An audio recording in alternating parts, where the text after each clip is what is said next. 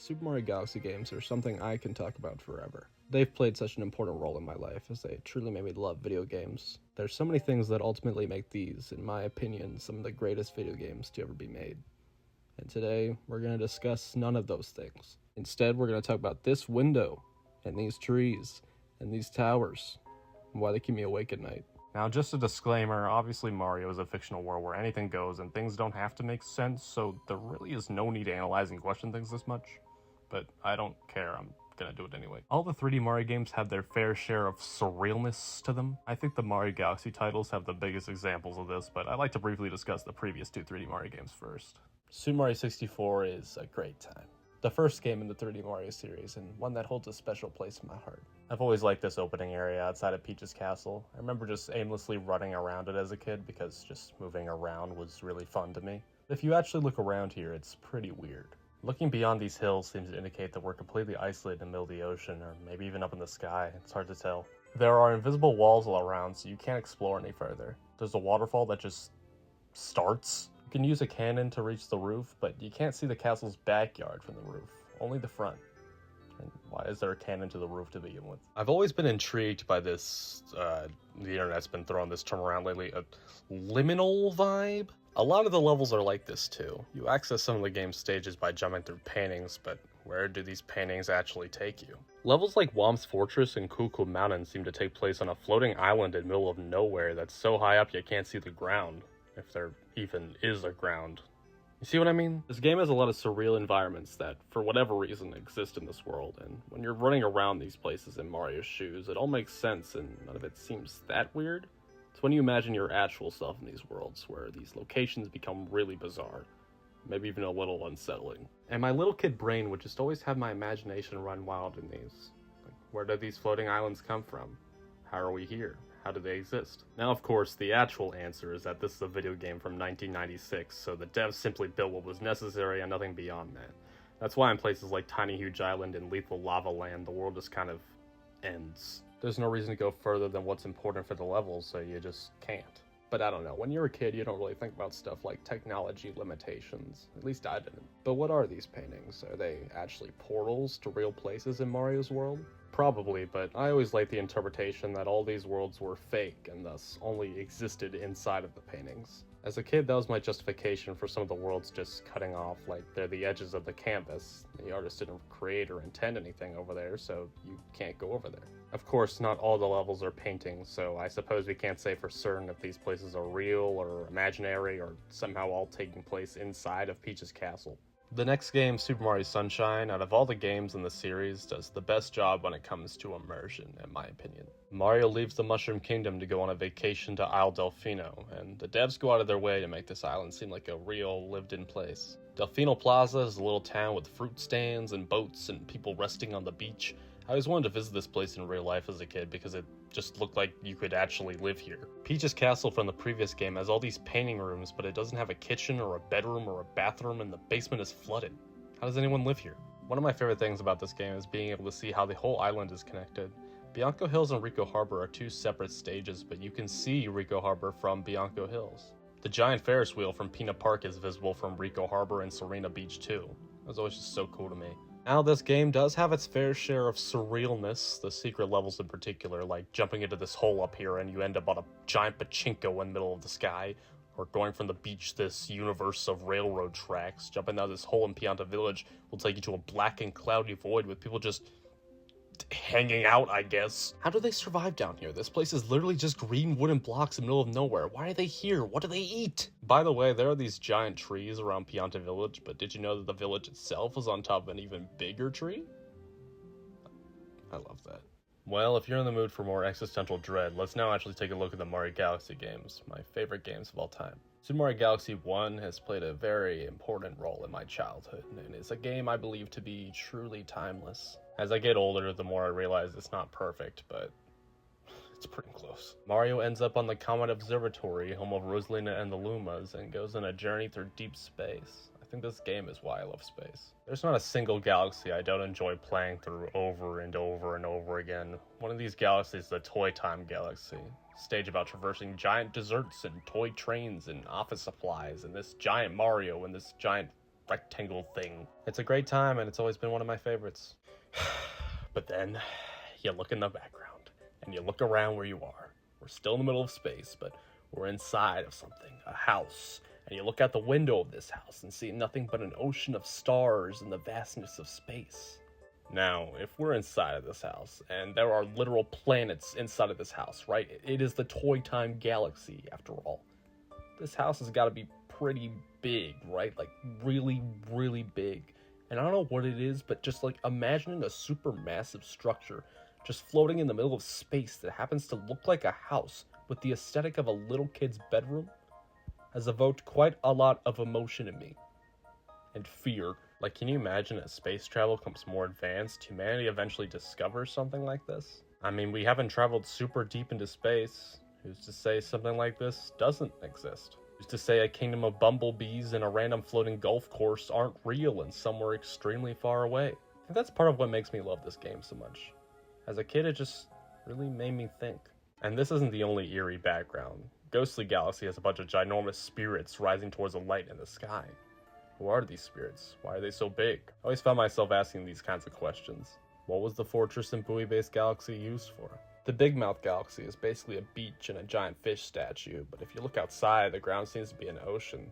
How far does this go? How deep is it? Come to think of it, these galaxies and observation domes all have shadows underneath them on what looks like water. Is this an implication that this whole universe has a giant ocean at the bottom of it? You find this shark named Guppy who challenges you to a ring game in Sea Slide Galaxy, but you find him again in an entirely separate galaxy, the Deep Dark Galaxy. How did he get here? The Space Junk Galaxy is one of my favorites. It consists of floating space debris, but how the heck did a place like this get a spider infestation? And why is there a planet that's shaped like Yoshi's head? Could you imagine seeing a planet shaped like yourself in the middle of space? Maybe it's time we delved into the sequel, Super Mario Galaxy 2. Another great video game. I'm still upset that it's just straight up not in the 3D All-Stars collection. The Hightail Falls Galaxy is surrounded by these big waterfalls. Again, this is a galaxy with multiple planets in it, and it's all surrounded by this ring of giant waterfalls. Is there a floor, or does all the water just go down forever? Tall Trunk Galaxy has this giant tree, and the Whittles! I love the Whittles so much. I adore these little wooden people. I could talk about them more, but I'll resist. One background that always freaked me out was Flipsville Galaxy. The arrows in the background indicated which direction the gravity is. When they're pointing up, they seem to be going to a bright, shiny existence, and when they're pointing down, they seem to be going towards the deep depths of space. Which direction would you rather fall to your death to? Upside Dizzy Galaxy is just a building in the middle of space with wacky physics and a black hole inside of it. Although probably the most memorable and iconic secret in this game is definitely in Shiverburn Galaxy. You're surrounded by these giant cliffs and you can see these beings staring down at you. In the game's files, these textures are given the name Hell Valley Sky Tree. They resemble Kodamas, which are mythical creatures that live in trees. There's a weird glitch in Melty Monster Galaxy. The background here is a bunch of thunderclouds with what looks like a big floor of lava. If you jump over here and go down this pipe, you'll enter this bowling alley area with this trippy moving background.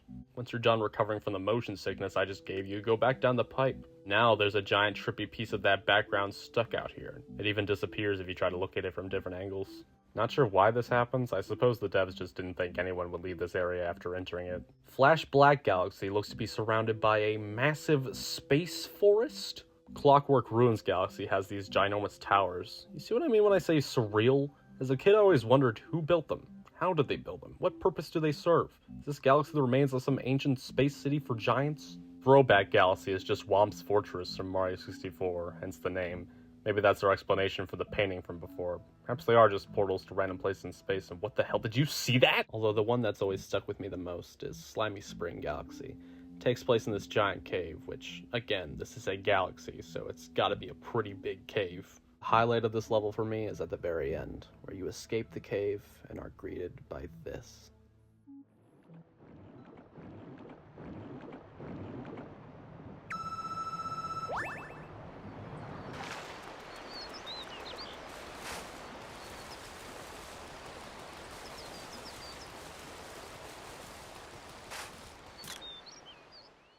Wow.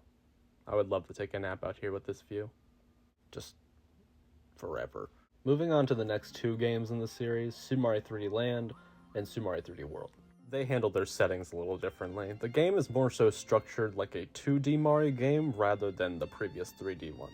Except the worlds here don't really have any themes. They look like they do from the world map. There's grass and desert and lava and purple. But the levels themselves usually don't fit the theme of the world they're in. Like, World 6 in 3D Land appears to have a sky theme, but the first level's a beach, which then goes to a pyramid, which then goes to a ghost house. So, World 3 in 3D World appears to have an ice theme, but there's only one level with ice and snow in it. And you know what's fine, it's not a problem. These two games aren't trying to be like the previous ones that have consistent themes to them, but because of the lack of theme in the worlds, they start to not feel very immersive, I guess. This feels like a place in Mario's world, while this feels like a level in a video game, if that makes any sense. Which of these games do I prefer? I don't know. 3D World is definitely the better game, but I've always had a bias for 3D Land and the 3DS in general. I used to love just taking stupid pictures with the camera and going to the sound app to record audio and then be able to mess with it in the settings. I always like looking back at these 10-second audio clips and getting confused about the context of them. Let's see what this one from January 2022 has to offer.